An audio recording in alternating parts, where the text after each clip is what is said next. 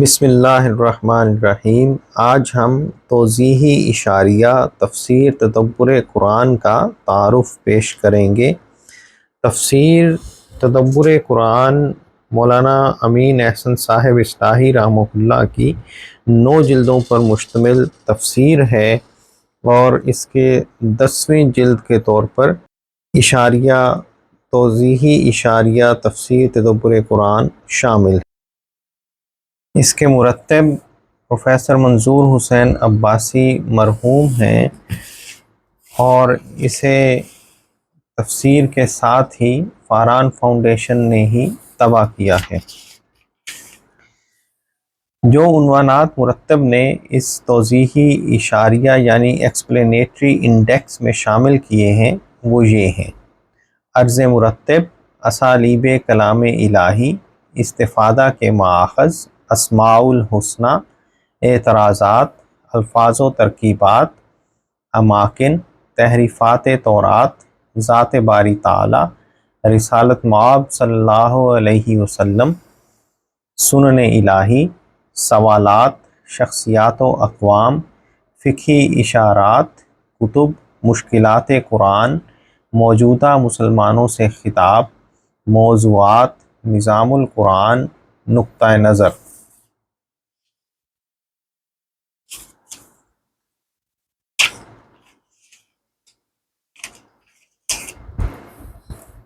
عرض مرتب میں جس طریقے سے مرتب نے اس کو لکھا ہے ہم اس کو پڑھ لیتے ہیں۔ بسم اللہ الرحمن الرحیم۔ عرض مرتب، الحمدللہ رب العالمین والصلاة والسلام علی رسولہ الامین محمد وآلہ واصحابہ اجمعین۔ تفسیر تدبر قرآن کا اشاریہ پیش نظر ہے۔ قرآن مجید کے ہر قسم کے اشاریوں کے بعد تفاسیر کے اشاریوں کی روایت چل پڑی ہے اور یہ ایک اچھی روایت ہے۔ اس سے نہ صرف تشریح و تبیین اور تفہیم و تعلیم قرآن کے ضمن میں بہت سے پہلو اجاگر ہوں گے بلکہ تقابلی مطالعہ اور تنقید و تجزیہ سے بہت سے منفی تصورات کے اثرات بھی کم ہو جائیں گے۔ تقلید محض اور مسلک پرستی کے مقابل میں استدلال کی اہمیت بھی اجاگر ہوگی۔ اشاریہ سازی کے میدان میں بہت سی ارتقائی منازل طے ہو چکی ہیں۔ ابتدا میں کسی موضوع کے بارے میں صرف صفحات کا ذکر کیا جاتا تھا۔ معلومات میں بے پناہ اضافے کے بعد موضوع کی رعایت سے صفحات کی وضاحت بھی دی جانے لگی۔ اب دائرۃ المعارف قسم کی کتابوں کے مختلف نوع اشاریے ترتیب پانے لگے ہیں اور ان کی ضخامت بسا اوقات متن کے صفحات کے برابر تک پہنچ جاتی ہے۔ اسی طرح اب اشاریے صرف تحقیقی اور تقابلی مطالعہ ہی کے مقصد سے نہیں بلکہ تشویق و ترغیب مطالعہ، فروغ تعلیم اور تدریسی ضروریات کے لیے بھی استعمال ہونے لگے ہیں۔ توضیحی اشاریہ جلد وار نہیں بلکہ نفس مضمون کی رعایت سے مرتب کیا گیا ہے، لیکن استثنائی صورتیں بھی ہیں، مثلاً سوالات، تفاسیر سے اختلاف، قدیم آسمانی صحیفوں سے استفادہ وغیرہ۔ اس طرح ان کی افادیت پہلی صورت کی نسبت زیادہ ہے۔ حوالے میں پہلا ہندسہ جلد کو ظاہر کرتا ہے اور کولن کے بعد کا عدد صفحے کا نمبر شمار ہے۔ توضیحی اشاریے میں کراس ریفرنس نہایت اہمیت کے حامل ہوتے ہیں۔ یہ 2 طرح کے ہیں: ایک وہ جواز جو خود مختلف موضوعات کے حامل ہونے کی وجہ سے الگ الگ درج ہو گئے ہیں، مثال کے طور پر اگر اس کی حیثیت ایک سوال کی ہے تو وہ سوالات کے تحت درج ہوا ہے، اور اگر اس کی نوعیت مفسرین سے اختلاف کی بھی ہے یا وہ اسالیب سے بھی متعلق ہے تو ان دونوں موضوعات میں بھی اس کا اندراج ہوگا۔ دوسری قسم وہ ہے جس میں قاری کی تحقیقی ضروریات کا خیال رکھا گیا ہے، مثال کے طور پر نبی صلی اللہ علیہ وسلم کے فرائض منصبی کے تینوں اجزاء یعنی تلاوت آیات، تعلیم کتاب و حکمت اور تزکیہ کو الگ الگ بھی درج کیا گیا ہے۔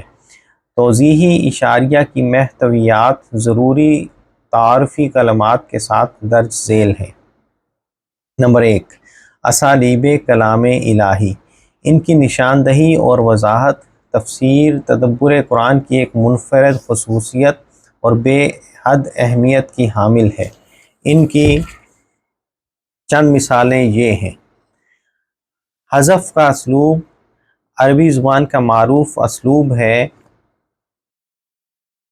اور قرآن مجید میں بہت سے مواقع پر استعمال ہوا ہے، جبکہ اردو میں اس کا استعمال بہت محدود ہے۔ مثال کے طور پر البقرہ 259 وانظر الی حمارک ولنجعلک آیۃ للناس، اور اپنے گدھے کو دیکھو، ہم اس کو کس طرح زندہ کرتے ہیں تاکہ تمہیں اٹھائے جانے پر یقین ہو۔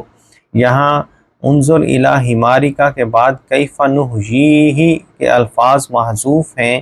اس حذف کی وجہ یہ ہوئی کہ آگے زندہ کرنے سے زیادہ عجیب ماجرے، یعنی اس کی گلی سڑی ہڈیوں کو جوڑنے اور ان پر گوشت اور کھال چڑھانے کی تفصیل آ رہی ہے۔ اس مذکور کے اندر یہ محذوف آپ سے آپ موجود ہے۔ اس طرح عربی کا اسلوب ہے کہ دو مقابل باتوں میں سے ایک مقابل کو حذف کر دیتے ہیں، کیونکہ مذکور خود محذوف کی طرف رہنمائی کرتا ہے۔ آل عمران 13 میں ہے فِیَةٌ تُقَاتِلُ فِی سَبِیلِ اللَّہِ وَأُخْرَىٰ کَافِرَةٌ یَرَوْنَہُم مِثْلَیہم رَأْیَ العین۔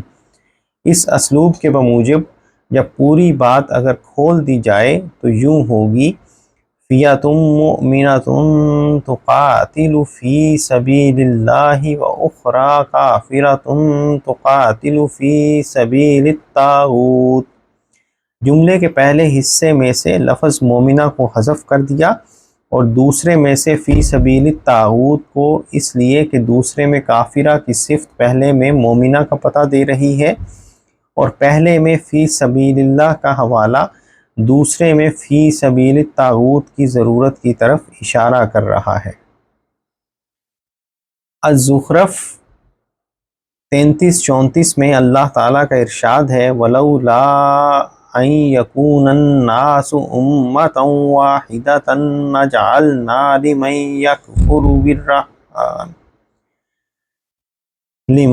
يَكْفُرُ بِالرَّحْمَٰنِ لِبُيُوتِهِمْ سُقُفًا مِّن فِضَّةٍ وَمَعَارِجَ عَلَيْهَا يَظْهَرُونَ وَلِبُيُوتِهِمْ أَبْوَابًا وَسُرُرًا عَلَيْهَا يَتَّكِئُونَ۔ اس میں من فضہ کے الفاظ جس طرح سقوفا کے بعد آئے ہیں، اسی طرح معارج، ابوابہ اور سرورہ کے بعد آنے چاہیے، لیکن عربی کے معروف اسلوب کے مطابق وہ حذف کر دیے گئے، اس لیے کہ قرینہ خود ان کو واضح کر رہا ہے۔ قرآن مجید میں شرطیہ جملوں میں جواب شرط کا وہ حصہ بکثرت حذف ہوتا ہے جو سیاق و سباق کی روشنی میں آپ سے آپ سمجھا جا سکتا ہے۔ اس اشاریے میں لفظ، الفاظ، جملے، فعل، فاعل، مفعول وغیرہ 15 قسم کے محذوفات کے حوالے درج کیے گئے ہیں۔ صاحب تدبر قرآن اپنے ترجمہ میں اس طرح کے حذف کھول دیتے ہیں، اور چونکہ وہ محذوف مفہوم کو کلام کا حصہ مانتے ہیں، اس لیے اس کے قوسین میں اظہار کو ضروری نہیں سمجھتے۔ حذف کے اسلوب کے علاوہ سینکڑوں دیگر اسالیب کا تذکرہ بھی اشاریے میں موجود ہے۔ حوالوں کے سلسلے میں یہ بات پیش نظر رہے کہ اسالیب کے جتنے حوالے صاحب تدبر قرآن نے دیے ہیں صرف انہی کو شمار کیا گیا ہے، سارے حوالے دینے کی کوشش نہیں کی گئی۔ تعلیم، تدریس اور تربیت کے پہلو سے یہ حوالے کافی ہیں۔ مصنف نے کوشش کی ہے کہ کوئی اہم حوالہ نہ رہ جائے۔ 2. استفادہ کے مآخذ۔ قدیم آسمانی صحیفوں سے استفادہ بھی اس تفسیر کی ایک امتیازی خصوصیت ہے۔ قرآن اور ان صحائف میں جہاں جہاں موافقت ہے اس کے حوالے دیے گئے ہیں، اور جہاں فرق ہے وہاں قرآن کے بیان کی حجت واضح کی گئی ہے۔ صاحب تدبر قرآن تفسیر کے ضمنی مآخذوں میں ذخیرہ احادیث کو سب سے اشرف اور سب سے پاکیزہ چیز سمجھتے ہیں، اس لیے انہوں نے احادیث سے استفادے کو محدود نہیں رکھا بلکہ امکانی حد تک پورے ذخیرہ احادیث سے فائدہ اٹھایا ہے۔ اشاریے میں سینکڑوں احادیث کے حوالے دیے گئے ہیں۔ قرآن کی زبان کے اسلوب و انظار، الفاظ و محاورات اور اہل عرب کے رسوم و معتقدات سے واقفیت کسی بھی مفسر کے لیے بے حد ضروری ہے۔ صاحب تدبر قرآن نے یہ ساری معلومات عرب جاہلیت کے دستیاب لٹریچر کے تمام ذخیرے سے استفادے کے بعد حاصل کی اور اس تفسیر میں ان سے پورا فائدہ اٹھایا ہے۔ اس اشاریے میں کلام عرب کے حوالے بھی درج کیے گئے ہیں۔ 3. اسماء الحسنی۔ صاحب تدبر قرآن اسماء الہی کو تمام دین و شریعت کی بنیاد سمجھتے ہیں، اس لیے ان کے ہاں ان اسماء کے اسرار و متقضیات کی شرح و وضاحت کا خاص اہتمام ہوتا ہے۔ قرآن مجید میں بیشتر اسماء کے جوڑے آئے ہیں اور وہ بھی بغیر حروف عطف کے۔ یہ بات بھی بلا وجہ نہیں، اس کی حکمتوں کی بھی وضاحت کی گئی ہے۔ توضیحی اشاریہ میں ان کے مکمل حوالے دیے گئے ہیں۔ 4. اعتراضات۔ ان میں یہود اور مشرکین مکہ کے اعتراضات، مطالبات اور جرائم کا تذکرہ ہے۔ مستشرقین کے اعتراض کا بھی ذکر ہوا ہے۔ ان سب کے حوالے توضیحی اشاریے میں دیے گئے ہیں۔ 5. الفاظ و ترکیبات۔ قرآن کے اہم اور کلیدی الفاظ و ترکیبات اور دینی اصطلاحات کی وضاحت مصنف نے پورے اہتمام کے ساتھ کی ہے۔ توضیحی اشاریے میں سب کو الف بائی ترتیب اور حوالوں کے ساتھ درج کیا گیا ہے۔ 6. اماکن۔ مقامات جن کا ذکر کسی نہ کسی حوالے سے تفسیر تدبر قرآن میں آیا ہے، ان کو الف بائی ترتیب کے ساتھ توضیحی اشاریے میں درج کیا گیا ہے۔ تمام حوالے بھی دیے گئے ہیں۔ 7. تحریفات تورات۔ قرآن مجید نے تورات میں تحریفات کی نشاندہی کے ساتھ اصل حقائق کو بھی واضح کیا ہے۔ ان تحریفات میں ابراہیم علیہ السلام کی قربانی اور متعلقات اور آخری نبی صلی اللہ علیہ وسلم کی بعثت خاص طور پر قابل ذکر ہیں۔ ان کے علاوہ یہود کی بدعات اور انبیاء علیہم السلام کے بارے میں بیہودہ روایات کی نشاندہی کی اور ان کے پس منظر کے اصل حقائق کو پیش کیا ہے۔ ایسے تمام امور کو حوالوں کے ساتھ درج کیا گیا ہے۔ 8. ذات باری تعالیٰ۔ اسماء الہی دراصل صفات الہی ہی کا مظہر ہیں، لیکن اس باب میں صفات الہی کے علاوہ دیگر مباحث کا تذکرہ شامل ہے، مثلا اللہ تعالیٰ کا صحیح تصور، مسئولیت، بندوں کا امتحان، ظالمین سے معاملہ وغیرہ۔ توضیحی اشاریے میں ان امور کو حوالوں کے ساتھ درج کیا گیا ہے۔ 9. رسالت مآب صلی اللہ علیہ وسلم۔ انبیاء اور رسل کی مجموعی طور پر صفات و فضائل، دعوت و تعلیمات، ذمہ داری اور فرائض وغیرہ کو الگ سے بھی شمار کیا گیا ہے، لیکن اس باب میں خصوصی طور پر نبی صلی اللہ علیہ وسلم کے بارے میں تذکرہ ہے۔ آپ صلی اللہ علیہ وسلم کی ذات و صفات، بعثت و رسالت، تعلیم و دعوت کا بیان ہے۔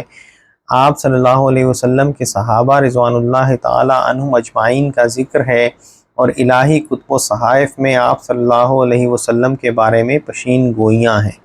10. سنن الہی۔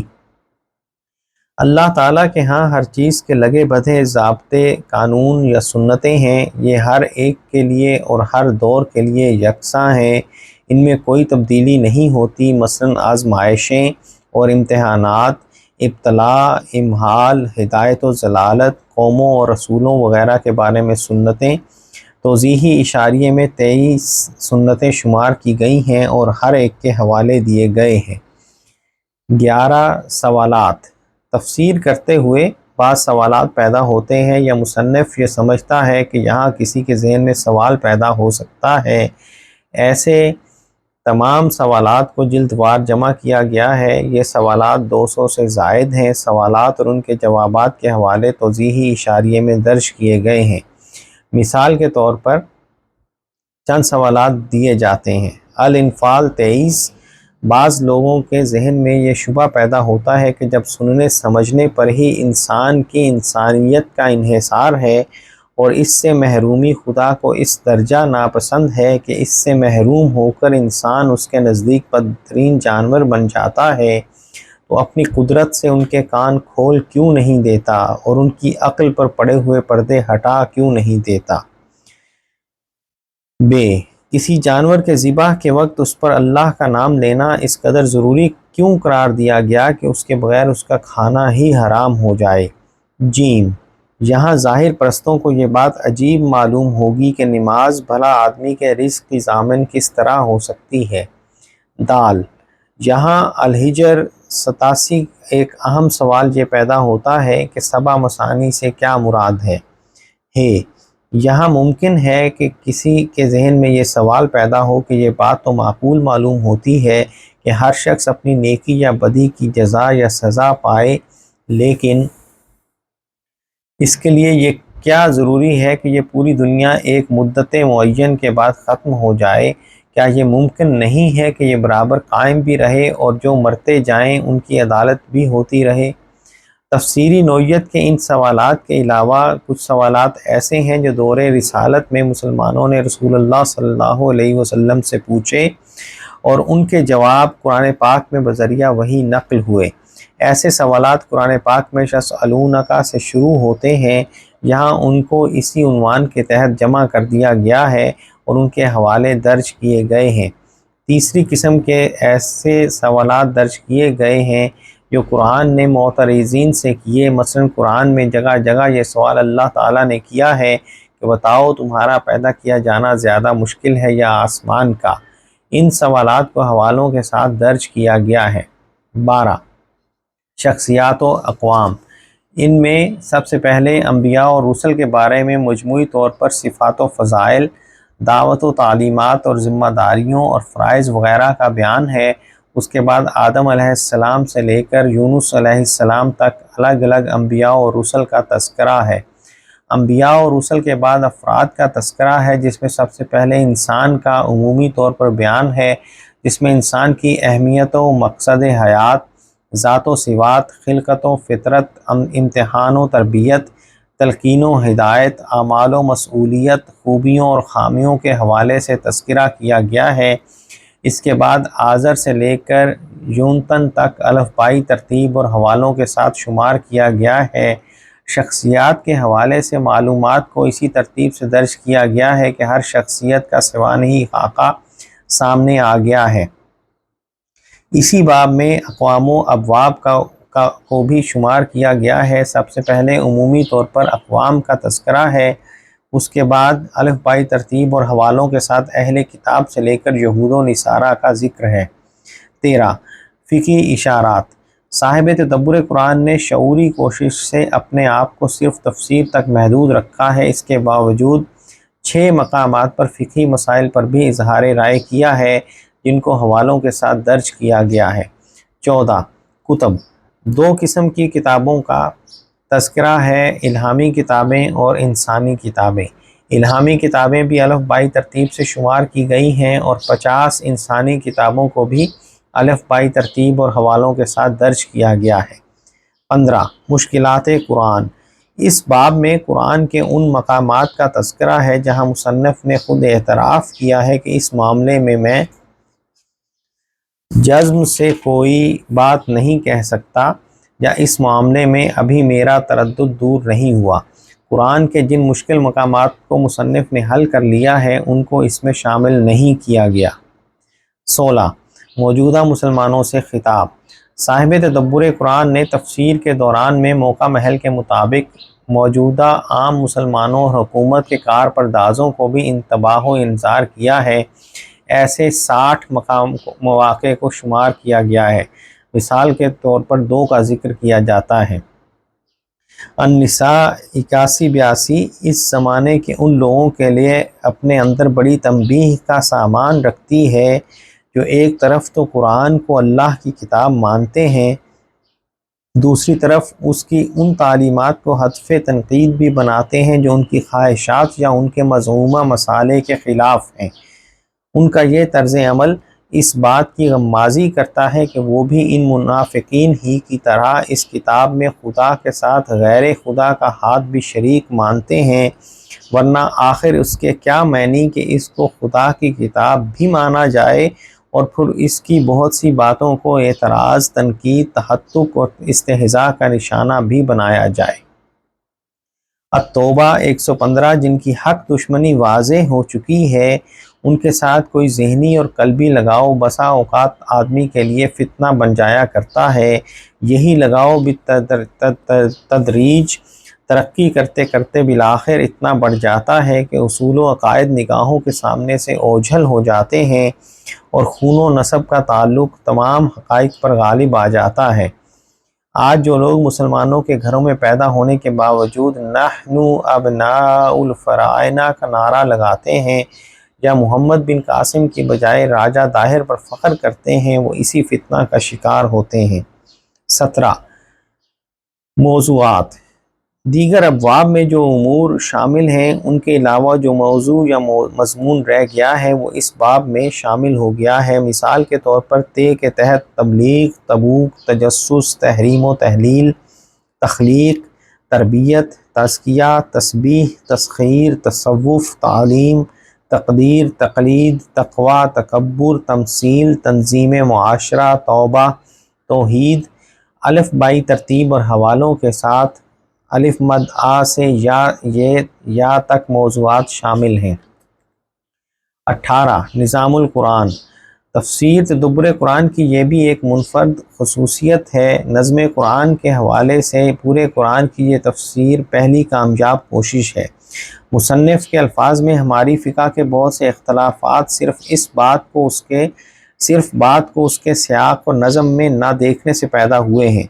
اگر سیاق و نظم کو ملحوظ رکھا جائے تو اکثر مقامات ایسے ہیں جہاں ایک قول کے سوا کسی دوسرے قول کے کوئی گنجائش ہی نہیں نکل سکتی۔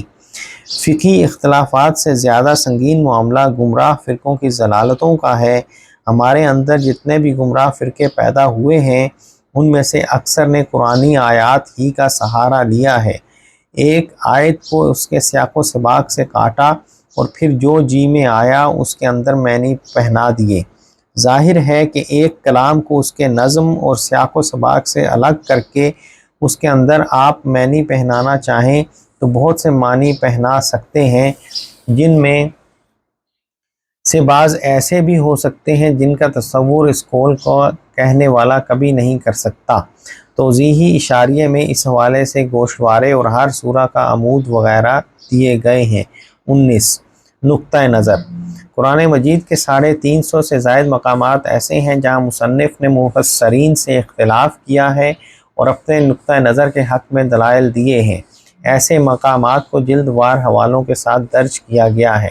مصنف نے اپنے استاذ امام حمید الدین فراہی رحمہ اللہ سے بھی قرآن مجید کے 1 درجن مقامات پر اختلاف کا اظہار کیا ہے اور اپنے نقطہ نظر کے حق میں دلائل دیے ہیں۔ ان مقامات کو بھی جلد وار حوالے کے ساتھ شمار کیا گیا ہے۔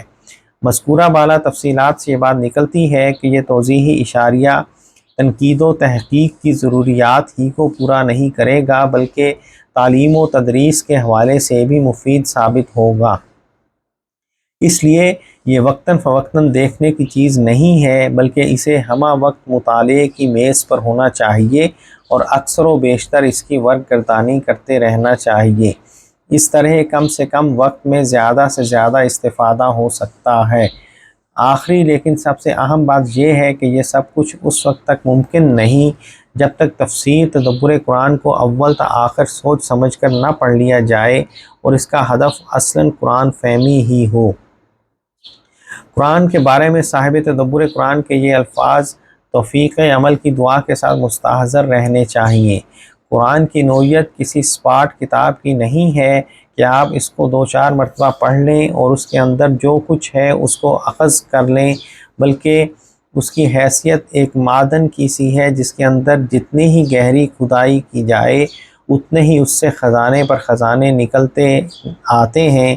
یہی وجہ ہے کہ اس کو صرف 1-2 بار پڑھ لینے کی ہدایت نہیں ہوئی بلکہ بار بار مختلف شکلوں اور مختلف مقداروں میں تلاوت کرتے رہنے اور اس پر برابر تدبر کرتے رہنے کی ہدایت ہوئی۔ محترم محمد نعمان علی کا اشاریہ تدبر قرآن اولیت کا درجہ رکھتا ہے۔ میں نے اس کام کو آگے بڑھایا ہے اور صاحب تدبر قرآن کی خواہش کے مطابق ایک جامع اور مکمل انڈیکس کی شکل دی ہے۔ ہمارے ہاں ادارے اور انجمن کے کرنے کے کام بھی بیشتر تنہا افراد ہی کرتے ہیں۔ اس لیے صحف کے امکانات بھی پیدا ہوتے ہیں اور بہتری اور عمدگی کی گنجائش بھی موجود رہتی ہے۔ اس لیے فکر فراہی و اصلاحی کے موجدین اور علم و ادب کے متوسلین سے قوی امید ہے کہ نقد و تبصرہ سے نوازیں گے۔ وآخر الدعوانا ان الحمد للہ رب العالمین۔ والسلام۔ منظور حسین عباسی، 80 پیپلز کالونی، اسمت پورہ روڈ، اکاڑہ۔ اب ہم اس توضیحی اشاریہ کے حوالے سے 3 مجلوں ششماہی نقطہ نظر اسلام آباد، ماہانہ الشریعہ گوجرانوالہ اور سہ ماہی تحقیقات اسلامی علی گڑھ میں شائع ہونے والے تبصروں کو شامل کرتے ہیں۔ پہلے ہم نقطہ نظر کو دیکھتے ہیں۔ یہ ششماہی نقطہ نظر کا 40واں شمارہ ہے جو کہ 2022 میں شائع ہوا۔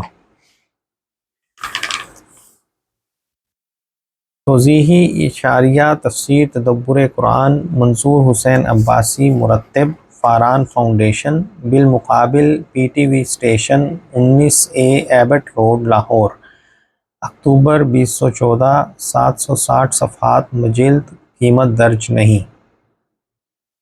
20ویں صدی کے بر عظیم پاک و ہند میں رجوع الی القرآن کی جو طاقتور لہر اٹھی تھی، اس کے چند منتخب محرکین کی اگر کوئی فہرست بنائی جائے تو ان میں ایک نام مولانا حمید الدین فراہی 1862 سے 1930 کا ہوگا۔ ان کی وفات پر مولانا سید سلیمان ندوی 1953 نے اپنی تعزیتی تحریر کے آغاز میں لکھا تھا: الصلاۃ علی ترجمان القرآن، مفسر قرآن کی نماز جنازہ وہ صدا ہے جو آج سے 650 برس پیشتر مصر و شام سے چین کی دیواروں تک ابن تیمیہ رحمہ اللہ کی نماز جنازہ کے لیے بلند ہوئی تھی۔ حق ہے کہ یہ صدا آج بلند ہو اور کم از کم ہندوستان سے مصر و شام تک پھیل جائے کہ اس عہد کا ابن تیمیہ 11 نومبر 1930، 19 جمادی الثانی 1349 ہجری کو اس دنیا سے رخصت ہو گیا۔ 67 برس کی عمر کا کم و بیش 2/3 حصہ مولانا فراہی نے قرآن مجید پر غور و فکر میں صرف کیا تھا۔ انہوں نے اس سلسلے میں جو کچھ لکھا زیادہ تر عربی زبان میں تھا اور اس کا مختصر سا حصہ ہی ان کی زندگی میں چھپ کر اہل نظر تک پہنچ سکا تھا۔ تاہم انہوں نے اپنے زیر مطالعہ قرآن مجید کے 2 نسخوں پر اپنے مطالعے کا حاصل بطور حواشی لکھ دیا تھا۔ مدرسۃ الاصلاح سرائے میر میں محفوظ ان حواشی کی نقول تیار کی جاتی رہیں جن سے اہل علم استفادہ کرتے رہے تھے، اور اب یہ حواشی شائع بھی ہو گئے ہیں۔ ان حواشی کے تعارف کے لیے دیکھیے سلطان احمد اصلاحی مولانا حمید الدین فراہی کے غیر مطبوعہ قرآنی حواشی، قرآن مجید کی تفسیریں 1400 برس میں، مرتبہ عابد رضا بیدار، پٹنہ، خدا بخش اورینٹل پبلک لائبریری، 1995، صفحات 299 سے 300۔ مولانا فراہی نے زندگی کے آخری 12 برس مدرسۃ الاصلاح سرائے میر کو ایک مثالی دینی درسگاہ بنانے میں صرف کیے تھے۔ اس کے مالیات فراہم کرنے سے لے کر اس کے نصاب تعلیم کی اصلاح اور طلباء کی تربیت اور کردار سازی تک پر ان کی توجہ تھی۔ اس کے ساتھ زندگی بھر کے اپنے ذوق کے مطابق قرآن فہمی کو اگلی نسل تک منتقل کرنے کے لیے کوشاں رہے۔ مولانا فراہی کے مذکورہ تعزیتی مضمون میں سید سلیمان ندوی ہی کی روایت ہے: مولانا جب تک زندہ رہے خود مدرسۃ الاصلاح کے مدرسین اور اعلیٰ طلباء کا ایک حلقہ بنا کر اس کو پورے قرآن مجید کا درس کئی دفعہ مختلف نقطۂ نظر سے دیا۔ ساتھ ساتھ جدید فلسفہ کی بعض شاخیں بھی ان طلباء کو پڑھائیں۔ چنانچہ بعض مستعد طلباء نے مولانا کے اس درس سے پورا فائدہ اٹھایا، جن میں قابل ذکر مولوی امین احسن صاحب اصلاحی ہیں۔ ہماری آئندہ توقعات ان سے بہت کچھ وابستہ ہیں۔ سید صاحب نے مولانا اصلاحی سے جو توقعات وابستہ کی تھیں ان کے کچھ حصے کی تکمیل مولانا فراہی کی تفسیری تحریروں کے تراجم کی شکل میں سید صاحب نے دیکھ لی تھی، اور بڑا حصہ بعد میں تدبر قرآن کی 9 جلدوں کی شکل میں 1967 سے 1980 تک جلد بجلد سامنے آتا رہا۔ مولانا اصلاحی نے تدبر قرآن کے مقدمے میں لکھا ہے: میری 40 سال کی محنتوں کے نتائج کے ساتھ ساتھ اس میں میرے استاد مولانا حمید الدین فراہی رحمہ اللہ کی 30-35 سال کی کوششوں کے ثمرات بھی ہیں۔ مجھے بڑا فخر ہوتا اگر میں یہ دعویٰ کر سکتا کہ اس کتاب میں جو کچھ بھی ہے سب استاذ مرحوم ہی کا افادہ ہے، اس لیے کہ اصل حقیقت یہی ہے، لیکن میں یہ دعویٰ کرنے میں صرف اس لیے احتیاط کرتا ہوں کہ مبادا میری کوئی غلطی ان کی طرف منسوب ہو جائے۔ مولانا سے میرے استفادے کی شکل یہ نہیں رہی ہے کہ ہر آیت سے متعلق یقین کے ساتھ ان کی رائے میرے علم میں آ گئی ہو، بلکہ میں نے ان سے قرآن حکیم پر غور کرنے کے اصول سیکھے ہیں اور خود ان کی رہنمائی میں پورے 5 سال ان اصولوں کا تجربہ کرنے میں بسر کیے ہیں، پھر انہی اصولوں کو سامنے رکھ کر آج تک کام کرتا رہا ہوں۔ اس اعتبار سے اگرچہ یہ کہنا غلط نہیں ہے کہ یہ سب کچھ استاذ ہی کا فیض ہے، لیکن اس میں چونکہ بلا واسطہ افادے کے ساتھ ساتھ بالواسطہ افادے کا بھی بہت بڑا حصہ ہے، اس وجہ سے یہ عرض کرتا ہوں کہ اس کا جو حصہ مستحکم اور مدلل نظر آئے اس کو استاذ مرحوم کا صدقہ سمجھیے، اور جو بات کمزور یا غلط نظر آئے اس کو میری کم علمی پر محمول فرمائیے۔ تدبر قرآن جلد اول، لاہور، مکتبہ مرکزی انجمن خدام القرآن، 1977 صاد غین۔ مولانا سلطان احمد اصلاحی نے اپنے مذکورہ مضمون میں تدبر قرآن اور مولانا فراہی کے حواشی کے درمیان محدود صدا پر تقابل کر کے دکھایا ہے کہ استفادے کی نوعیت کیسی ہے۔ دیکھیے حوالہ مذکور۔ تدبر قرآن ہر لحاظ سے فراہی مکتب فکر کی ایک اہم تفسیر ہے، اور اس میں مکتب فراہی کے جملہ امتیازات موجود ہیں۔ اس میں قرآن کے ایک مربوط نظام پر روشنی ڈالی گئی ہے، اور فہم قرآن کے لیے کن ذرائع اور مآخذ پر انحصار کرنا چاہیے ان کی پوری وضاحت کے ساتھ اہمیت و حقیقت واضح کر دی گئی ہے۔ معاصر دینی فکر میں تدبر قرآن کو بعض تحفظات کے ساتھ قبول کیا گیا ہے۔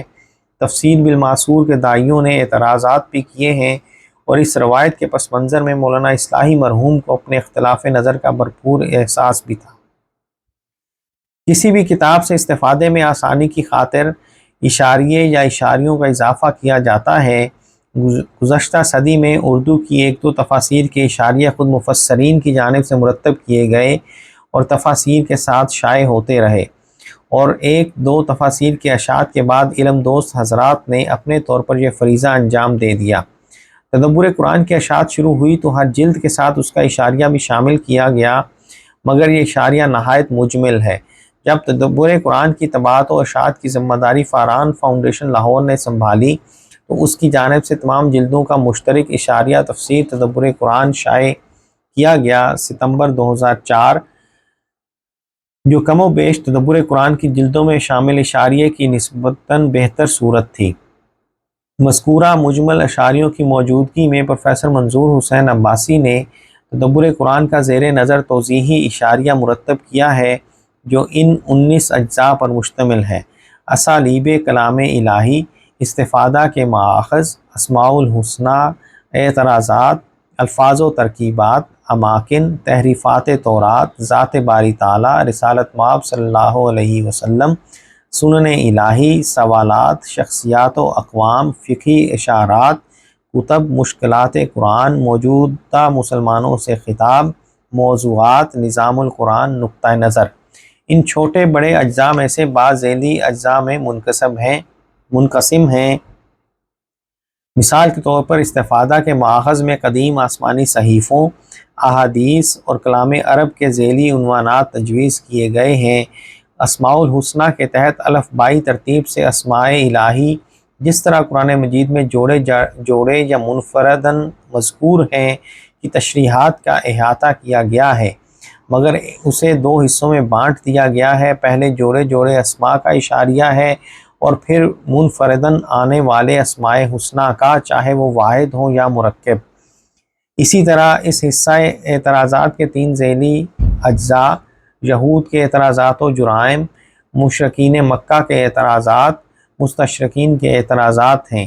البتہ آخری ذیلی جز میں مستشرقین کا محض ایک ہی اعتراض مذکور ہے۔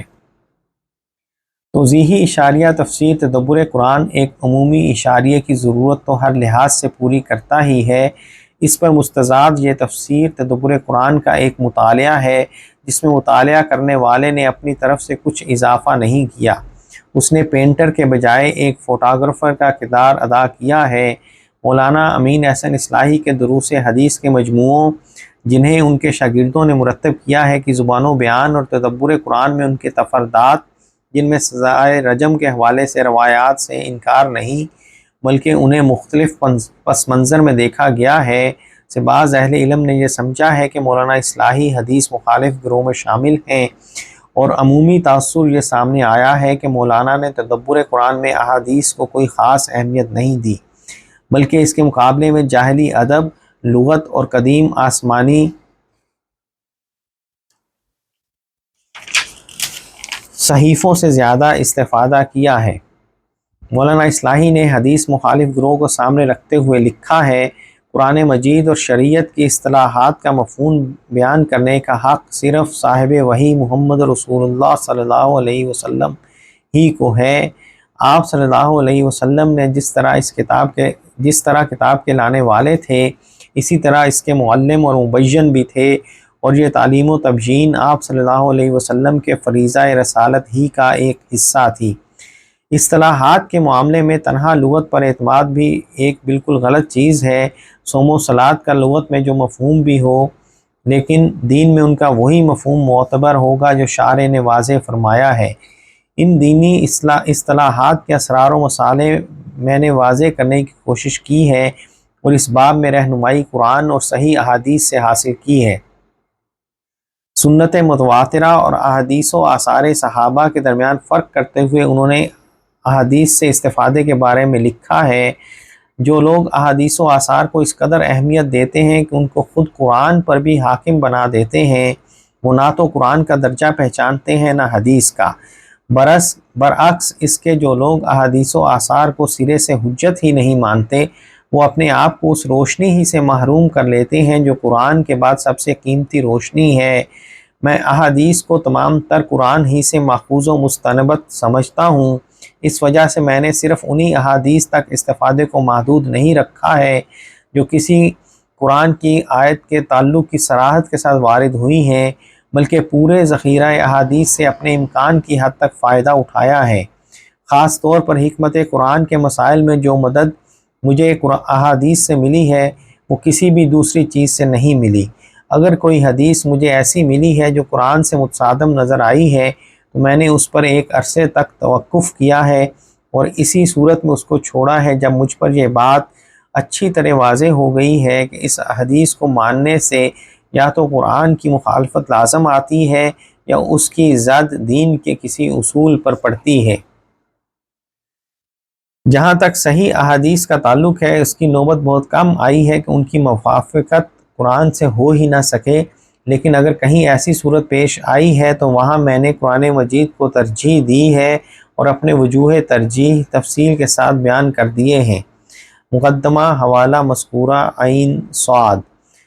مندرجہ بالا پس منظر میں مولانا اصلاحی نے جہاں جہاں تدبر قرآن میں احادیث و آثار صحابہ سے استدلال کیا ہے یا ان پر بحث و تمہیس کی ہے، اس کی جلد بجلد تفصیلات، توضیحی اشاریہ تفسیر تدبر قرآن میں صفحہ بصفحہ درج کی گئی ہیں۔ توضیحی اشاریہ صفحات 142 سے 153۔ مختصراً پروفیسر منظور حسین عباسی کی یہ کاوش مطالعہ تدبر قرآن کے سلسلے میں ایک اہم اور بنیادی قدم ہے۔ اشاریہ بحیثیت مجموعی ایک صفحے پر 2 کالم بنا کر مرتب کیا گیا ہے۔ عنوانات، ذیلی عنوانات اور متن کے لیے نہایت مناسب فونٹ منتخب کیے گئے ہیں۔ کتابت کی اغلاط زیادہ نہیں۔ سرسری ورق گردانی میں 1-2 جگہ لگتا ہے کہ نام لکھنے میں غلطی ہو گئی ہے۔ ام المومنین حضرت ام سلمہ رضی اللہ تعالی عنہ کی کنیت ان کے صاحبزادے حضرت سلمہ رضی اللہ تعالی عنہ کی نسبت سے ہے، اس لیے ام سلمہ لکھنا مناسب نہیں۔ اسی طرح حضرت حاتم بن ابی بلتعہ کا نام حاتم بن بلتعہ درج کیا گیا ہے۔ کتاب کی کاپیاں جوڑنے میں فنی مہارت کی کمی محسوس ہوتی ہے، بعض صفحات میں حاشیہ تک نہیں رہا۔ اسی طرح صفحہ نما میں جو صفحات درج کیے گئے ہیں کتاب کے متن کے مطابق نہیں۔ کاغذ عمدہ اور جلد خوبصورت ہے۔ ادارہ۔ اب ہم ماہانہ الشریعہ کے اکتوبر 2016 کے شمارے میں شائع شدہ تبصرہ دیکھتے ہیں۔ الشریعہ کے اس وقت کے مدیر مسئول مولانا محمد عمار خان ناصر تھے۔ تعارف و تبصرہ، توضیحی اشاریہ تفسیر تدبر قرآن، مرتب منظور حسین عباسی، صفحات 742، ناشر فاران فاؤنڈیشن لاہور۔ مولانا امین احسن اصلاحی رحمہ اللہ کی تصنیف تدبر قرآن نہ صرف عہد حاضر کا ایک مایہ ناز علمی شاہکار ہے بلکہ پورے تفسیری ادب میں ایک منفرد مقام رکھتی ہے۔ یہ کتاب قرآن مجید پر مولانا حمید الدین فراہی اور مولانا اصلاحی کے کم و بیش پون صدی کے غور و فکر اور تدبر کا حاصل ہے اور بلا شبہ اسے قرآنی علوم و معارف کا ایک جامع انسائکلوپیڈیا قرار دیا جا سکتا ہے۔ قرآنی مفردات کی تحقیق، بلاغت کے اسرار و رموز، کلام الہی کے داخلی نظم کی تشریح و تفصیل، قرآن کے پیش کردہ دینی تصورات کی حکیمانہ وضاحت، سابقہ الہامی کتابوں کے ساتھ قرآنی بیانات کے تقابل، تفسیری اور علمی اشکالات پر ارتکاز، غرض تفسیر قرآن سے متعلق ہر پہلو سے اس کتاب کی اپنی ایک انفرادی شان ہے جو قرآن کے کسی سنجیدہ طالب علم کو اس سے مستغنی نہیں رہنے دیتی۔ ضرورت تھی کہ اس گراں قدر ذخیرے میں بکھری ہوئی تحقیقات تک رسائی کو آسان بنانے کے لیے اس کا کوئی موضوعاتی اشاریہ مرتب کیا جائے۔ اس ضمن میں بعض ابتدائی اور جزوی کاوشیں اس سے پہلے بھی کی گئی ہیں، تاہم منظور حسین عباسی صاحب کی زیر نظر کاوش کو شاید پہلی جامع اور معیاری کوشش کہا جا سکتا ہے۔ مرتب نے 20 کے قریب الگ الگ عنوانات کے تحت صاحب تدبر قرآن کی تحقیقات و افادات کو موضوعاتی اعتبار سے مرتب کیا ہے، مثلاً اسالیب کلام الہی، الفاظ و ترکیبات، سنن الہیہ، اماکن، تحریفات تورات، شخصیات و اقوام، فقہی اشارات، مشکلات قرآن، نظام القرآن، نقطہ نظر وغیرہ۔ آخری عنوان کے تحت 400 کے لگ بھگ ان مقامات کی نشاندہی کی گئی ہے جس میں مولانا اصلاحی نے قرآنی مدعا کی تفہیم میں عام مفسرین یا اپنے استاذ مولانا فراہی سے مختلف نقطہ نظر پیش کیا ہے۔ اس اشاریے کے دائرے میں ان کے علاوہ بھی کئی مزید موضوعات کو شامل کیا جا سکتا ہے، مثلاً علوم القرآن سے متعلق مباحث، قرآنی بلاغت کی وضاحت، جدید ذہن کے سوالات و اشکالات اور حکمت دین کے مختلف پہلوؤں کی وضاحت۔ بہرحال مرتب اس غیر معمولی خدمت پر مبارکباد کے مستحق ہیں اور امید کی جا سکتی ہے کہ وہ تدبر قرآن سے استفادہ کو سہل تر بنانے کے لیے اس نوعیت کے مزید کاموں کی طرف بھی متوجہ ہوں گے۔ مدیر مسئول۔ اور اب سہ ماہی تحقیقات اسلامی علی گڑھ کے اپریل جون 2014 کے شمارے میں شائع شدہ تبصرہ جو کہ معاون مدیر مولانا محمد رضیع الاسلام ندوی نے کیا،